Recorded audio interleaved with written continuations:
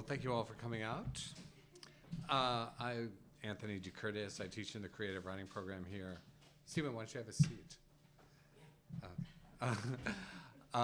And I'm delighted. This is a program that's sponsored by RealArts at Penn, which is the internship program that I help direct, which creates, it brings interesting speakers here to campus, but also it creates internships for students here at interesting kind of media environments, Rolling Stone, MTV, various production companies, publishing houses, and so it really does, I think, enhance the kind of intellectual life of the writing program and give it a kind of practical aspect.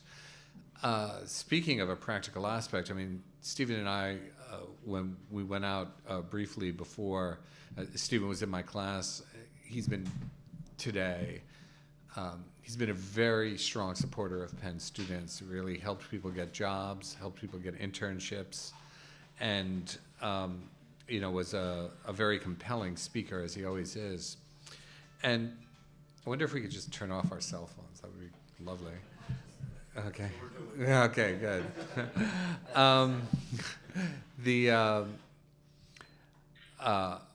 Stephen and I have known each other, as it turns out, for 26 years. Stephen first contacted me. I was editing the record review section at Rolling Stone, and Stephen wrote to me as a 16-year-old from South Florida, and said that he wanted to write reviews, and I liked the stuff that he sent, so I just called him up one day. He was mowing the lawn, and I talked to his mother, and Stephen did some reviewing, went on to do other writing for Rolling Stone and other places. I think has really distinguished himself here in town, first at Philadelphia Weekly, where he did just kind of incredible reporting on a whole string of powerful and compelling stories, and then has now continued that work at Philadelphia Magazine, where he's on staff as a writer. But what brings him here tonight is the book that he published earlier this year called Fringology, How I Tried to Explain Away the Unexplainable and Couldn't. And when Stephen first told me about this idea, I thought, this is really a kind of perfect match of subject and author, because Stephen is a hard-nosed reporter. I mean, he is no joke. I mean, he writes about things and goes to places and does reporting of a sort that is both extremely thorough and is completely fearless. On the other hand, he's managed through that whole process to maintain an incredible openness in his emotional life, in his imagination, in his respect for his subjects, and his sense of the kind of impact that his work can have and its meaning in people's lives. And so if there was ever anybody who could explore elements of the paranormal and give everything their due, both the hard, real world that we know and the more mysterious world that maybe we want to know some more about, it's Stephen Volk. So it's a great pleasure, both personally and professionally, to present Stephen Volk to you this evening. Here he is.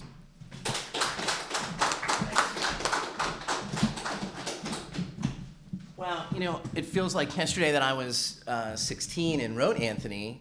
And so when I realized, we were having a glass of wine, and I realized that it was 26 years and put that number to it, I was just absolutely knocked out, because I barely feel like I'm 26 years old. I'm just catching up to the fact that, I'm 42. And so it's a tremendous honor to be here. Thank you very much for a lovely introduction. I have to say, the time I've been spending at the Kelly Writers House, up in the classrooms, at least once a year, sometimes twice a year, have been really some of the most gratifying, in great part because it's Anthony who invites me, but then because the students are always so engaged, and you don't get that many chances in this business to talk about what you do and why you do it. You're always just busy doing it, and you don't get a lot of time to reflect. So thanks very much for all that over the years. and for answering the letter of a 16-year-old boy in South Florida. I mean, how many people would have done that when they were at Rolling Stone? Like, that's absolutely staggering to me. So thanks very much. I'm just curious, this is going to be a very interactive evening, and I'd just like to start off by saying, or asking you all sort of some questions, if you just want to even shyly raise your hand or give me a look, you know. How many of you have seen a UFO? And by UFO, I mean an unidentified flying object. Doesn't necessarily mean alien spacecraft. Okay, we've got some shy, some not so shy hands. What about psychics? How many of you feel you've ever picked up some information outside the 5 normal sensory channels? It wasn't that you saw a medium, you did it yourself, it was accurate, and you really feel like you picked something up that's just out there in the ether. Again, some shy hands, some real hands, yeah, okay, I mean real hands, I mean up in the air hands. And how many of you feel that you've might have experienced a ghost, directly experienced one yourself? All right, we got some hands for that. One person, I won't say who, had a trifecta. Where it was all 3, which I think is exciting. Very, very cool. So it just so happens I have a ghost story to tell. The issue, however, is that I really shouldn't be here telling it. I've been warned away from sharing this story a lot over the years. I had an editor at Philadelphia Weekly who, when I was profiling a ghost hunter, and these long stories, 5,000 words. And I said, maybe people love first-person stuff. They really do. Readers just respond to that because now that you're being vulnerable, I think, they're meeting a person in the writer. And I thought maybe I should go ahead and just write a section on the fact that, we had this ghost story kicking around in my childhood. He said, no, don't do it, And moreover, when he says don't do it, it also means I will not let you. Right, because he was the editor-in-chief. And he was worried about my credibility. He was worried about the paper's credibility.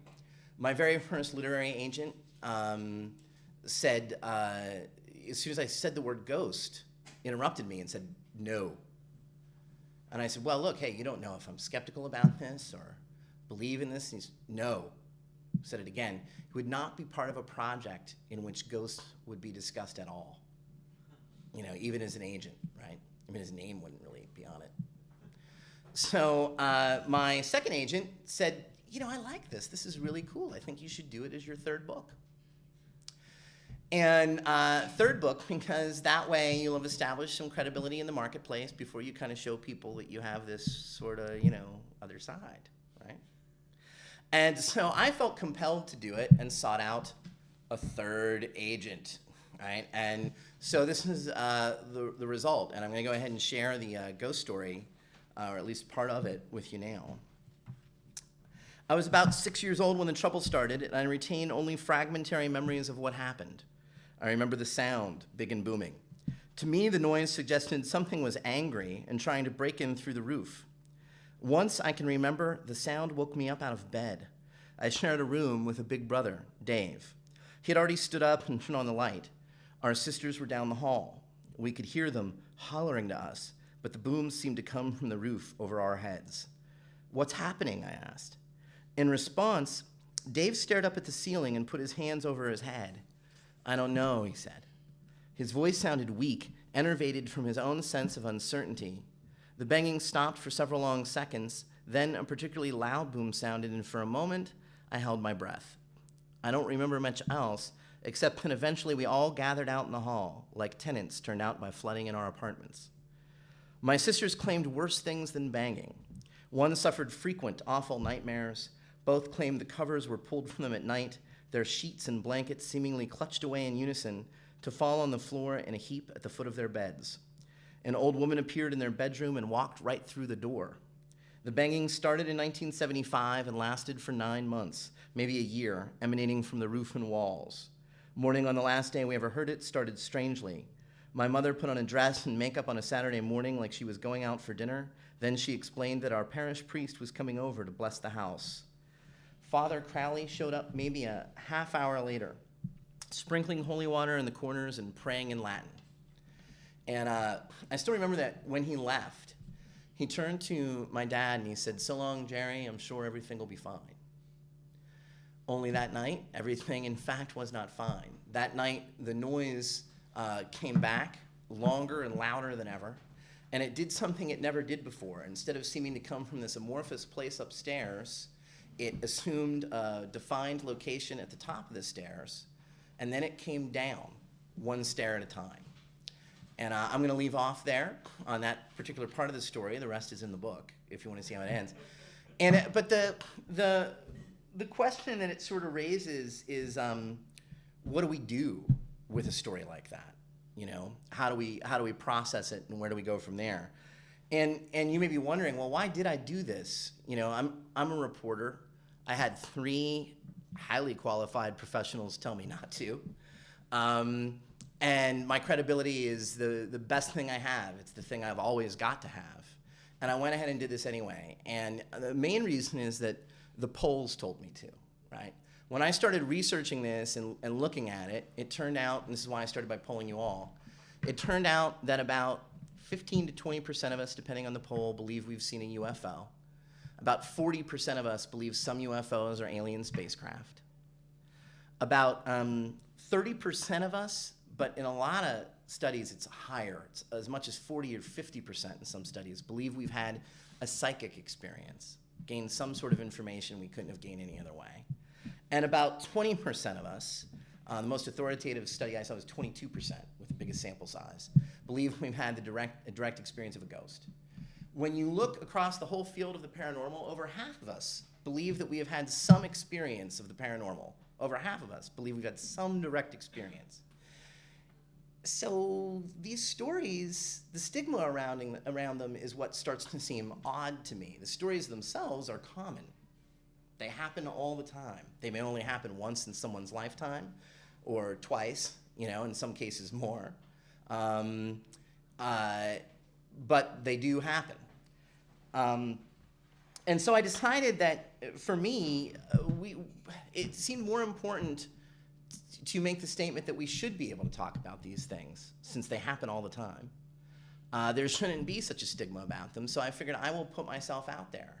And I also felt like, you know, I'm a professional storyteller. That's what I do for a living. And I've got this ghost story kicking around in my background. You know, that's low-hanging fruit in the journalistic vernacular, right? It's easy to pluck and do. And I just felt like I had to do it to sort of loosen people up and get them talking about these things. And that's ultimately what the book's about. It's about sort of creating a space where we can all talk about these odd things that happened and feel safe doing it. So what I normally do, and I'll do now, is I break this up into a few sections, and I stop after each one and see if anyone in the audience has any questions they want to ask about this story, right? Or about ghost hunting in general. I did a lot of ghost hunting in my research for the book. I went out with a guy for over a year, which was fun, a lot of fun. And maybe you've got a story to tell. If you want to share your own story, I think that would be really cool. Try and keep it short, but go ahead and give it to us. So let's take a few minutes anyway and see if anybody has anything they want to ask about or say. Did writing this book shift your perspective on ghost hunting? Did it make you more of a believer or disbeliever, or you just where you started? I didn't have much interest in doing it before I started the book because I knew too much about how TV producers might work. And so you watch the shows and it's like the stuff even looks edited to be more interesting than it really was. And so I didn't have much interest in it, in actually doing it. And then I'll be real honest, and then people in my family started to die, you know? And it was a case of like, well, okay, these stories are normally taken to speak to whether or not there is an afterlife. Like, we tie all this together. You know, the paranormal becomes this big pile of religion and all supernatural claims, and is there an afterlife, and are we alone in the universe? And I've got this story in my background about a family ghost. And my mom was suffering from cancer, and my brother-in-law died the year before after a long illness, and it was just kind of like, maybe this is one way I can learn some things, right? So I will tell you this about ghosts. I learned that ghost hunting, particularly if you do it with somebody you become friends with, is incredible fun. It really is. I mean, it's an adventure. You go out, we would go, me and this guy would go out to mainly the Byberry, remember Byberry, the old abandoned mental hospital here in Northeast Philly? We spent a lot of time in Byberry, and we went to some other places. And whether anything happened or not, the fact that we'd gone on an adventure, right? The fact that we put ourselves in the path of maybe something will, sort of the path of possibility, I'd like to say, was tremendously exhilarating. And I do have to tell you, there were some things that happened that I couldn't quite explain. So, some of them are in the book. There's also a Philly Weekly cover story I did about it years ago. So I would actually recommend, ghost hunting for the fun of it, at least, right? Anyone else? A story, perhaps. Some of you raised your hands for the ghost. No? All right. I'm going to go on to the second section. I'm curious how many of you have heard of Elizabeth Kubler-Ross. Some people nodding. Hands are more helpful than nodding. Okay. Elizabeth Kubler-Ross was a world-famous psychologist who worked in a Chicago hospital in the 60s, who was the first person to really work closely and document it with the terminally ill. At that period of our history, doctors would often not even inform those who were terminally ill of their diagnosis. They thought it was too awful to say to somebody, you're dying, and so they would just kind of not bring it up. And so family members, consequently influenced by this, also felt like, they weren't supposed to bring it up. And in a lot of cases, it would keep family members from coming into the room, and it certainly kept nurses darting in and out of the room because they didn't want to be asked, because they were always around the patient more, hey, what's going on with me? So the terminally ill were really deeply neglected. And she figured this out as a psychologist and started to sit with them and talk about it. And I want to read you a section on why I felt so attracted to her story and to what she'd done. And we'll get to the paranormal part of it. My mother's death is in part what drew me into investigating Kubler-Ross. As my mother slowly succumbed to a long-term illness, nothing at all paranormal happened, but I did receive the benefit of Kubler-Ross's work, rereading On Death and Dying over a couple of difficult days. The story she tells of a farmer is the one that haunted me. The farmer she describes took his beloved wife to a big city hospital in the hope of saving her. He wanted to spend every minute with her. He wanted to sit beside her during the day and sleep beside her at night, but he was not allowed to stay in the intensive care unit for more than 5 minutes an hour. He took what he could get, coming and going under orders, staring at his wife's white face and holding her hand till he was told to leave. In contrast, nearly 40 years later, my family was allowed to stay with my mother everywhere and at all times, when she was in a private room and when she was in intensive care. My father, married to my mother for 50 years, issued a simple order. Your mother asked that she never be left alone, he said. So that's it. We're not going to leave her alone. And we didn't. She had a family member by her side in the hospital 24 hours a day, 7 days a week. My father logged the vast majority of hours with her. The nurses and doctors were so taken with his dedication that they eventually put my mother in a private room and made a bed next to her for my father to sleep in. I think of the old man Kubler-Ross described, who could not stay with his wife for any extended period of time, and feel so tremendously grateful that at the end we were able to spend this time with my mother. On maybe the most emotional of those days, my sister Karen and I spent an hour or two sitting on either side of my mother's bed. My father had recently discovered the hospital television included an easy listening music channel. I can't remember what song was playing, but we sat on either side of my mother, each holding one of her hands. My mother sang a little. Her voice was weak. She asked Karen to sing for her. As Karen's voice rose, my mother closed her eyes. She smiled. Isn't this cozy, she said. Isn't this nice? We'd never have done this if we were home. So to me, that really speaks to the difference that Kubler-Ross created in the world. There's very few books that can make the claim that they really changed the way we live, all over the world. And, this book did that. But what intrigued me about her story and what made her part of this book in particular is that when she met with the terminally ill, she just didn't hear stories about suffering and grief. She heard other kinds of stories as well, again and again. And at first, she was so knocked out by them and didn't know where to sort them that she ignored them.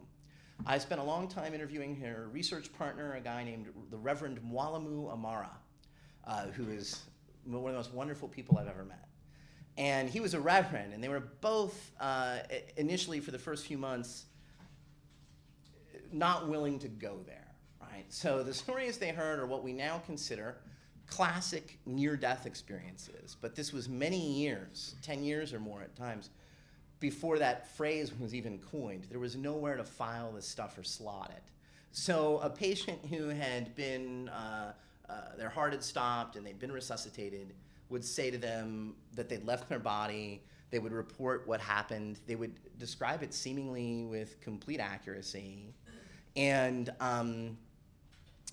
they'd talk about the tunnel, you know, the white light meeting deceased loved ones, all these different elements. And after they'd heard these stories several times, they decided that, well, you know what?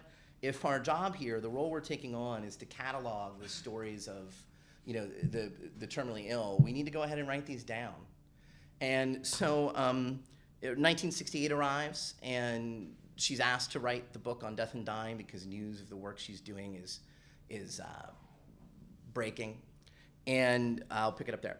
By this time, Kubler-Ross had accumulated enough stories about near-death experiences and deathbed visitations that she was giving serious consideration to publishing them, along with her famous psychological stages. In fact, according to Amara in its original incarnation, Kubler-Ross wrote a concluding chapter on death and dying in which she detailed numerous near-death experiences. As might be expected, given the closeness of their professional relationship, she asked Reverend Amara to give the manuscript one last look.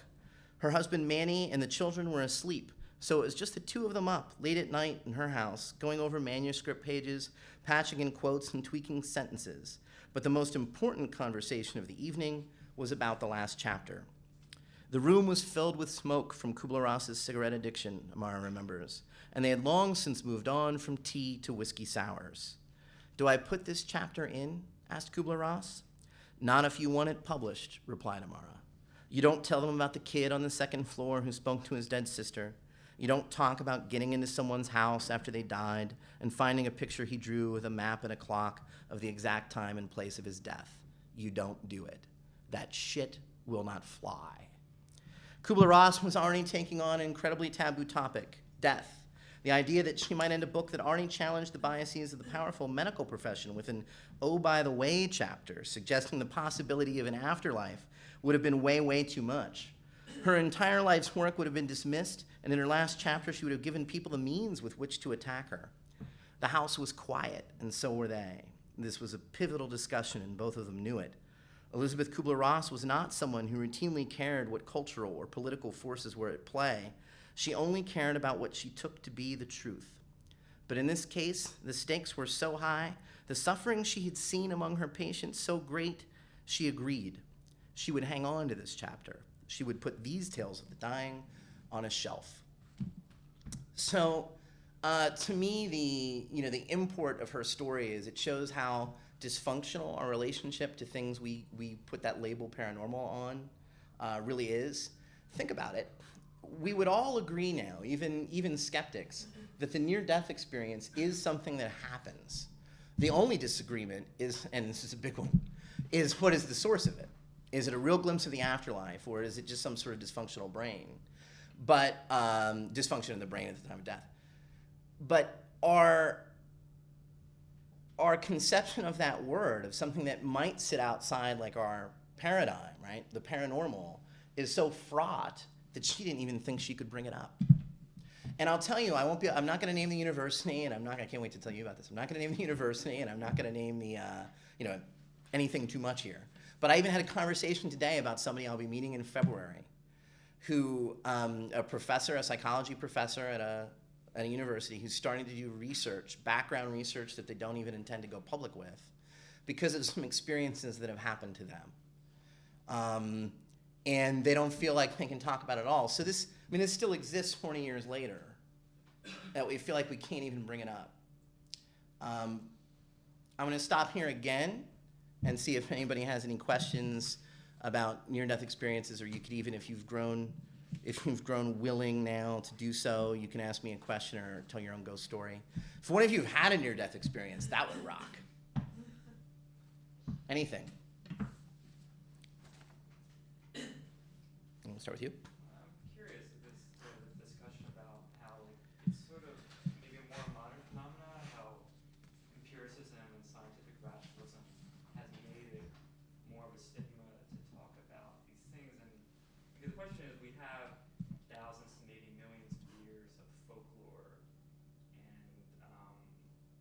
mythology that could influence that discussion to say, oh, well, our brains have so much capacity, we can do lucid dreaming, so it could be like, there could be a common evolving of like a rupture that would lead people to have similar experiences, as opposed to like, if we all had a communal prophetic experience Right. at the same time, that would, but I'm curious in your thoughts, because what is it more of a modern phenomenon, the stigma, or?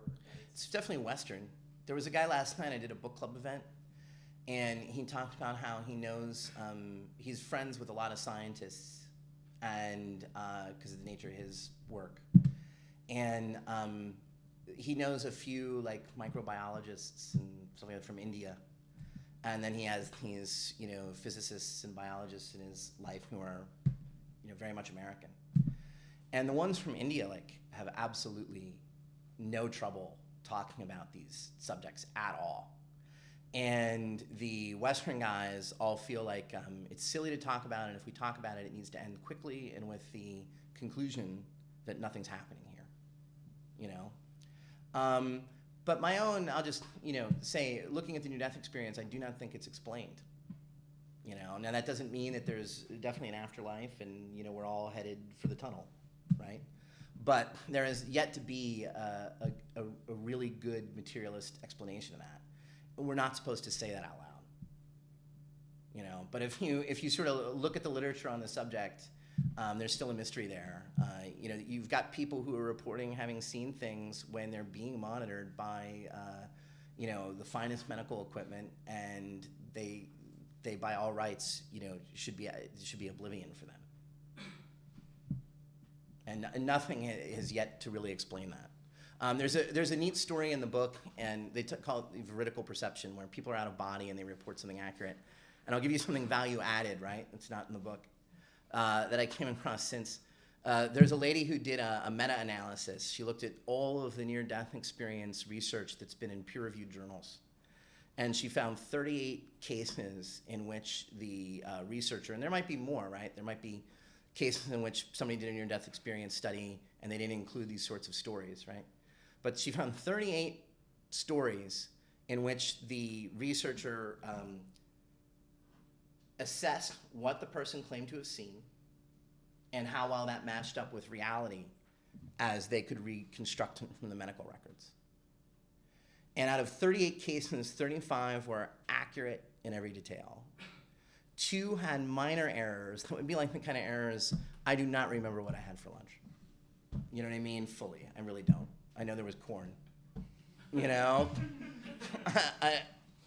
But the rest sort of escapes me at the moment, in front of the microphone.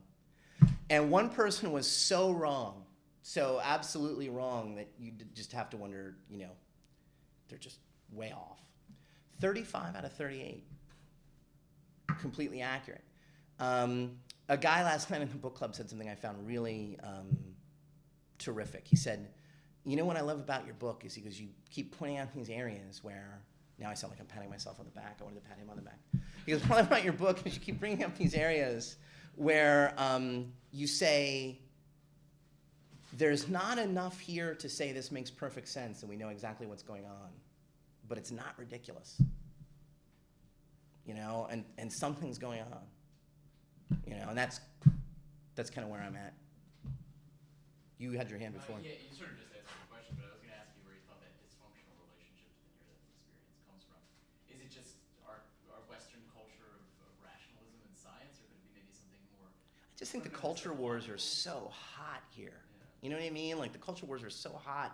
And I also think, and I don't know enough in a way about other cultures to say this, I think one of our problems too is we think we have the right not to be offended. We kind of march around in America like we have the right not to hear an idea we disagree with. And if we hear an idea we disagree with, we need to shout it down, And so I think that's a big part of it. So, anybody else on this one? I could suggest that there's also just a real reluctance to deal with death at all. Yeah, the taboo still exists, so right? that any aspect of it, whether it's final or whether there's some other, some beyond, just coming to terms with it in some way or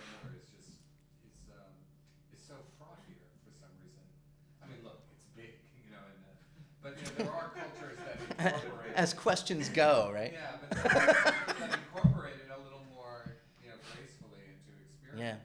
That doesn't really happen here.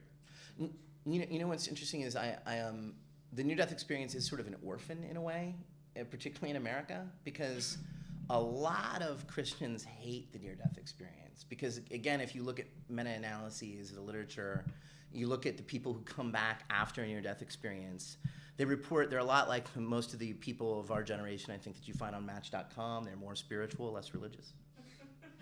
And so people tend to let go of dogma after a near-death experience, like entirely. And they really come back. It's kind of funny. They come back with a sort of a 60s kind of mentality. You know what I mean? Like that love is the important thing, How you look at other people and think about other people, the compassion with which you treat other people, your relationships. And they come back almost uniformly convinced that that death is not the end, if that means anything to you. So. How do we have a controlled mass exposure of a near-death experience? A controlled mass exposure? You know what? It's funny you bring that up. I've talked to a couple people who claim to me that they're going to be emerging with reports of some soldiers in Iraq who had shared near-death experiences. Yet to be published. We'll see if it comes out. You know what I mean? But supposedly there are some soldiers in Iraq who claim to have seen each other while out of body. That'd be cool, right? I'll tell you this too. There's a study called the AWARE study that's being run out of the UK, and it's got homes in a bunch of different countries and like 17 hospitals around the world, and they've put targets in places that can't be seen from anywhere on the floor, right? They'd only be seen if you were up near the ceiling. And so if somebody, and they're randomly chosen, and somebody reports seeing one of these strange things up at the ceiling, they'll be able to, with these images, they'll be able to say, hey, this is a hit, somebody who saw this randomized target. I have a lot of problems with the study. I think if you are dying and you're looking down at your dying body, I'm not sure you're concerned about an image of a bullseye in the corner of the room. That, you know what I mean? And also, if you just take these people at their word, sometimes they're up near the ceiling, and sometimes they're over by the doctor, and sometimes they're. This is really why we don't like to think about this stuff, right? Because it seems so silly. But if you take the reports into account, they have complete freedom of movement. And so why they would see a target that you can only see from the top of the ceiling at all, let alone look at that instead of their dying body, is, that is also mysterious to me. But it's I guess, the best sort of study someone can conceive of, right? And that raises a whole other question. I believe in science. I believe that knowledge comes from science, But sometimes a subject is inaccessible to the scientific method. And in some respects, this is, yeah.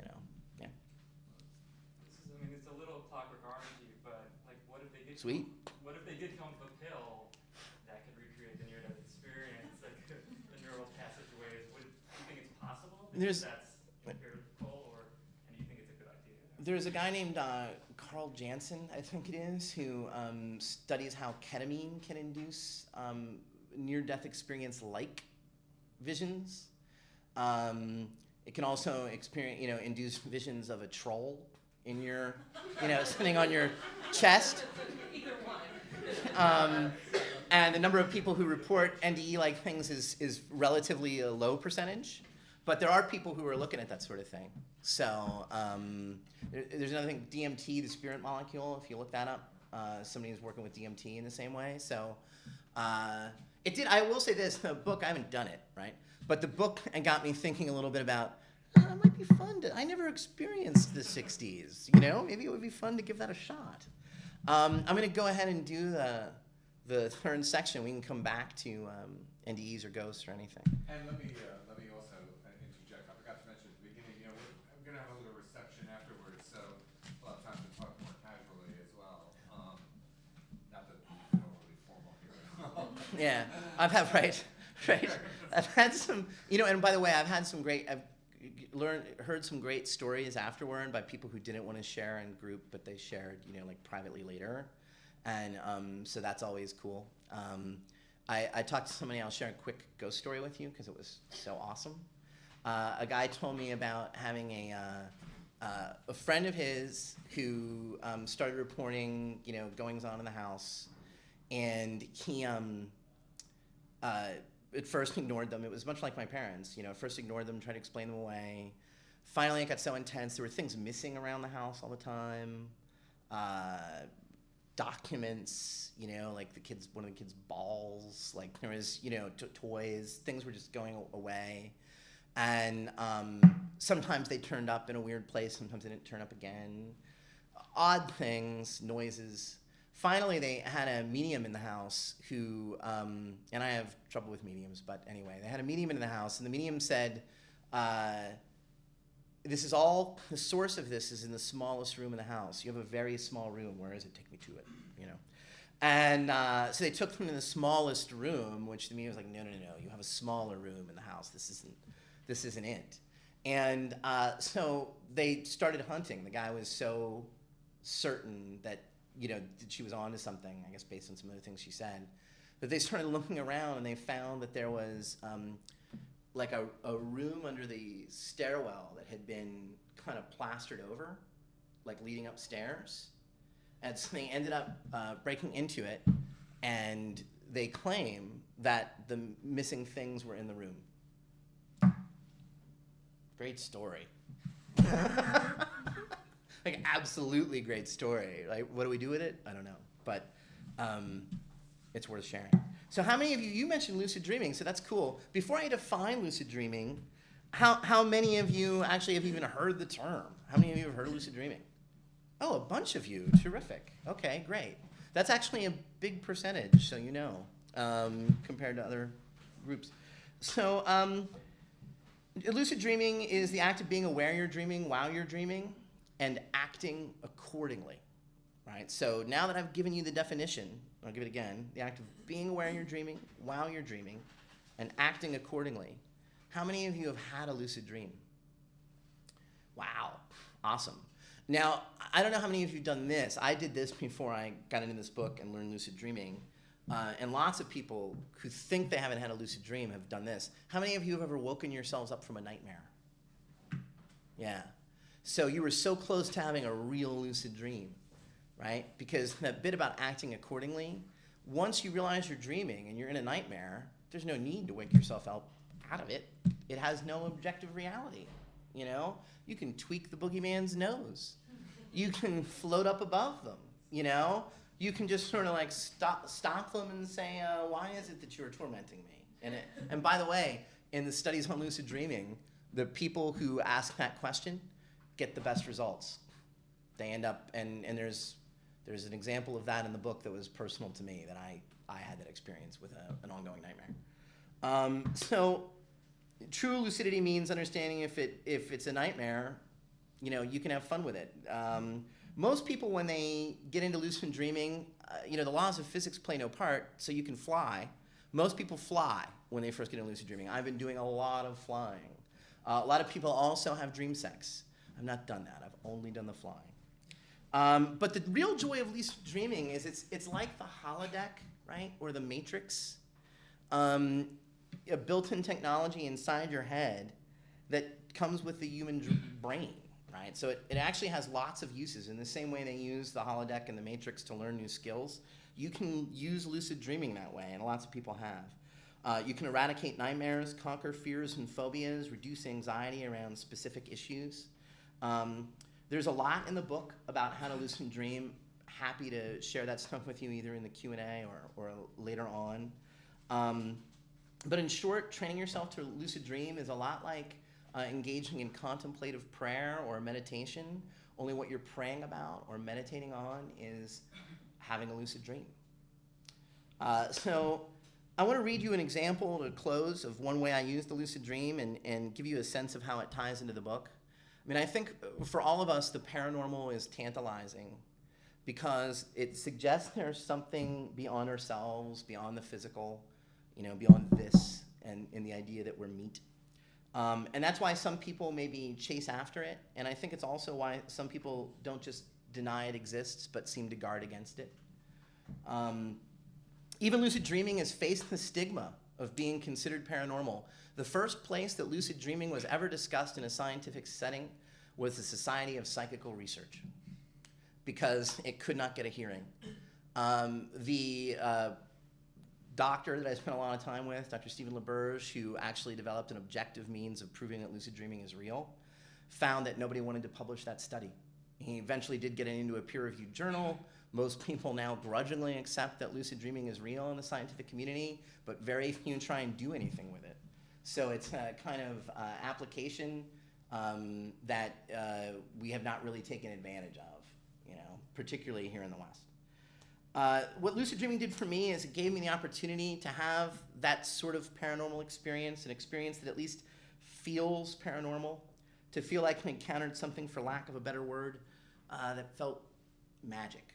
And to do so, if not on demand, then with some measure of control, with some regularity and repeatability. So I think I mentioned lots of deaths in the family, right? My oldest brother also had died of an aneurysm now like 17 years ago. And then my mom and my brother-in-law. So I wanted to see my family that passed away. So I meditated on having a lucid dream to achieve that. And this is what happened. I'm going to read to you now. This is also my way of showing that a lot of the books stayed with me. The sections on meditation, prayer, lucid dreaming in particular have really kind of changed the way I live. And this is an example of that. This is a dream I had after the book was completed and after it was in the galley stages and that sort of thing. And I'll just read it for you now.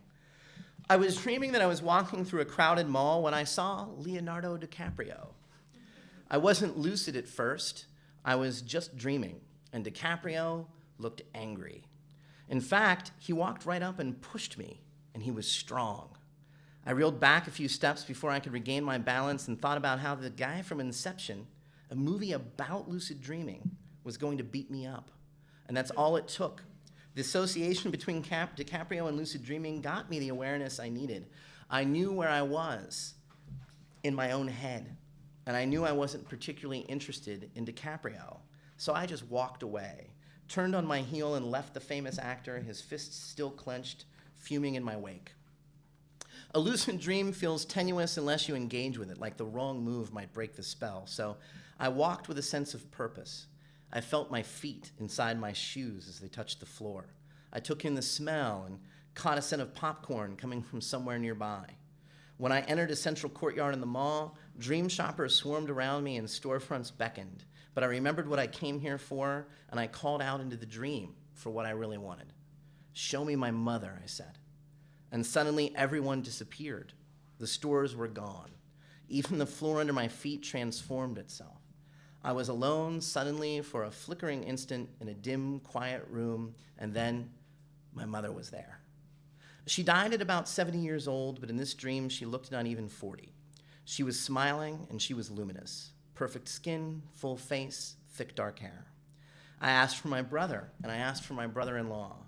And in a moment, they were all standing maybe 10 feet in front of me. I'm getting old enough now, and enough of my loved ones are gone, that it's like I have a dead family and a living one. And this was like a party with those who'd gone before. How real were the sensations? I could feel my fingers as they tickled my palms. I could feel how satisfied everyone was to be together. And I noticed my mother lean forward ever so slightly in anticipation of a hug. In response, I rushed toward her.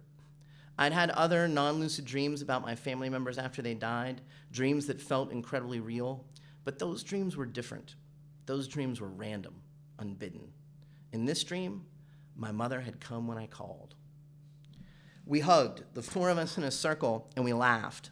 My family has a history of this. Sometimes one of us would holler gang hug, and we'd collapse together in a warm, giggling heap. But I felt no sense of nostalgia in this dream. I felt only the power of being there with them. Our arms intertwined, our laughing voices mingling, my happy tears running from my face to my mother's as we pressed our cheeks together. I could feel the strong arms of the men holding me and the softness of my mother. I could smell their individual smells, fragrances I knew intimately. And when the dream ended and I finally woke, I felt no bitterness, no sense of despair because the dream was over. I'd caused this to happen, and when I really wanted to, I'd be able to do it again. So, any questions about lucid dreaming here before we wrap up?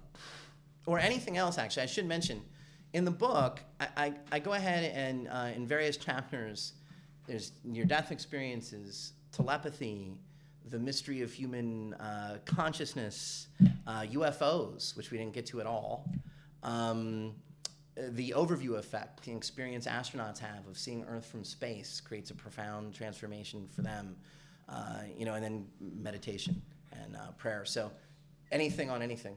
Have you ever read a book called Powers of Mind?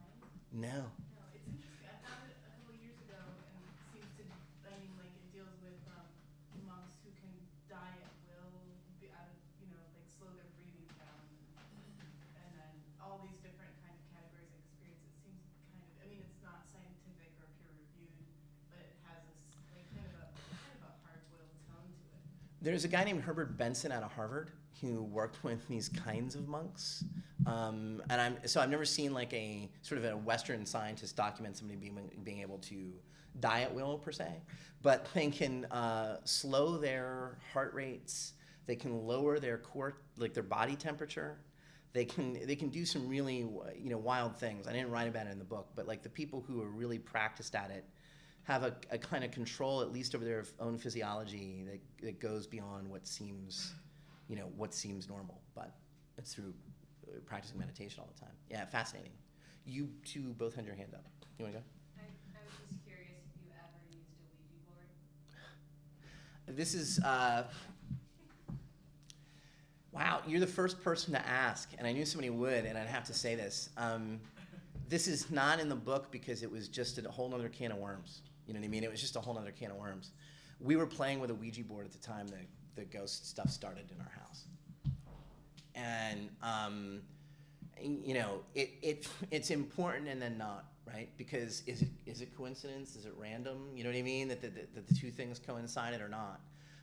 My parents had decided once they got beyond trying to come up with prosaic explanations, because they really did, they tried to recreate the sound in various ways. I remember one of them would go stand downstairs, and the other one would bang things upstairs and open and close doors and do all sorts of stuff trying to recreate the noise. And they couldn't do it. And so once they started to think that maybe something weird is going on here, they forbade us. You must not play with the Ouija board. I was 6, so I wasn't like the prime mover in any of this, but and I was the youngest of 5, right? But the older ones convinced them to let us hang on to it, like to keep it, let's not throw it away, but we promise we won't play with it. And so of course, whenever they went out for dinner on Saturday night, we played with it. And it's really, really funny too, seems kind of a coincidence, that the banging it happened every night of the week at some point, but it seemed like it was clockwork Saturday nights. And so my siblings always talk about that aspect of it, my sisters in particular, because they were the ones who really played with it. So, but look, it's a toy from Parker Brothers, right? At the same time. So, who knows? I will tell you this, though. I thought a little bit about, well, maybe I should like write about it and then play with a Ouija board and see what, I never even brought it up to you. But I just, in my own heart, right, after that story, after what happened, it's like, you know what, that's one bit of immersion journalism I won't do. So I'm curious about timing. I have these lucid dreams where I find myself in a nightmare and then I solve the problem by taking myself out of it. Mm-hmm. But why, do you have any thoughts or observations about why when we do that, we allow ourselves to get to the point of it being perilous? Why don't we just avoid the peril in the first place? If we can come into our own dreams. I'm taking a note so I answer your question. Was that it? Yeah. Yeah. But I want to sort of twist this around for a second. Are you having this with the same dream at all? Where the same thing happens? Or even the same thing thematically? I do have thematic dreams, but I don't think so. I think You don't feel like you're facing the same scenario over and over. Because here's what I tell you to do. Don't run. Don't take yourself out of the situation. Not only don't take yourself out sooner, don't take yourself out at all. It's a dream. And again, these studies that LaBerge has done and some other psychologists have done, there's a lady named Deidre Barrett, you continue to allow those images and those stressful things that are happening in the dream to have power over you by avoiding them. The fact is they have no external reality, and if you face up to them in that way, they go away. And I've done that myself with 2 recurring dreams at this point. One of them is in the book, one of them happened after. And I can also tell you nothing feels better than to face up to the boogeyman. And not, when I say face up to him, I don't even mean like and it's in the book, you know, I won't give too much of it away, but I talked to him. So, and when I woke up, even now, I'm just charged up with the memory of it. This figure that would show up in my dreams and just terrify me. And now suddenly I can look at him and he was nothing, you know, but interesting. I was curious about him, you know, because I'd been studying this and working with this. So I would encourage you to do that. So why don't we remove ourselves sooner? I think we remove ourselves as soon as we become, instinctively, we remove ourselves as soon as we become aware that that's something we can do and the fear has overridden everything else. I mean, that's when people would remove themselves. That's why you're choosing to get out when you do. But I would tell you don't get out. Anything else? Have you run across the amazing Randy? We all run across the amazing Randy at some point. I interviewed him years ago. Yeah. What was your impression of him? I didn't. I talked to the JREF, James Randi Educational Foundation. First of all, real quick, just to backfill, how many people have heard of James Randi? I'd be very curious about this. Actually, you've heard of James Randi. Who else has heard of James Randi? James Randi, in some respect, he is like the arch skeptic, right? The people who take it on as their mission in life to make sure that nobody like me comes in and talks about subjects like this without concluding that it's all down to human misperception and faulty brain wiring, right? He wants to make sure that I don't do this, right? By means of ridicule or by means of just, argument, that we should not leave these things open-ended. And it's the mission of the James Randi Educational Foundation. And for a while, when I was younger, I would just think, man, what a bunch of killjoys, right? Because I wasn't really thinking about these things in a serious sort of way.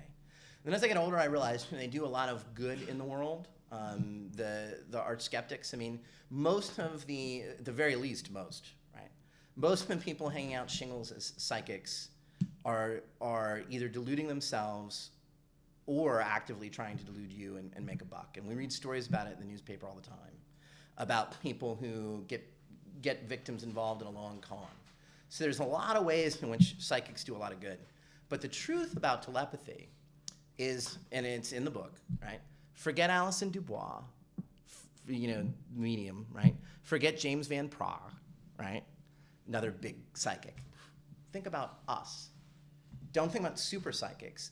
There's very little research showing that anyone has any kind of real, sort of, I don't even want to say mind reading ability, but that sort of, they can sit there and read person after person after person into their life. There's some evidence for it. Some studies have shown a positive result. Not a whole lot, right? So I think you can set that aside. But there's tons of scientific research out of really good labs, really well-controlled studies by really well-qualified people showing that all of us have some small ability to know information we shouldn't be able to know a little more often than chance would suggest. And over enough trials that it has great statistical significance. Now, does this mean sort of that telepathy is an established fact and we should all go around saying telepathy is real? I don't think we're quite there yet. I think more needs to be done. But what James Randi would tell you is that there's no evidence for telepathy. And in that, he is either deceiving himself or he is outright lying. And I haven't figured out which one it is. And that's the problem with sort of the professional skeptic class. They don't want there to be UFOs. An unidentified flying object is an opportunity for somebody to think that aliens are visiting Earth, and we can't have that. So the lights in the sky that we couldn't identify had to have been flares, or it had to have been Venus. And they can't just admit that some of these things really are just unidentified. And I think it's hard for people in general to live with mystery. So I think that's sort of where James Randi comes from. And I think he's also very resentful of religion, but that's also a whole other topic. I'd like to thank Stephen for coming here tonight. Thank all of you. Yeah, thanks. Stephen's book is for sale, Fringology, and also we have food and drink, and Stephen will be hanging out. So thanks again. It was a fascinating. Thanks very much. Thanks very much. Appreciate it.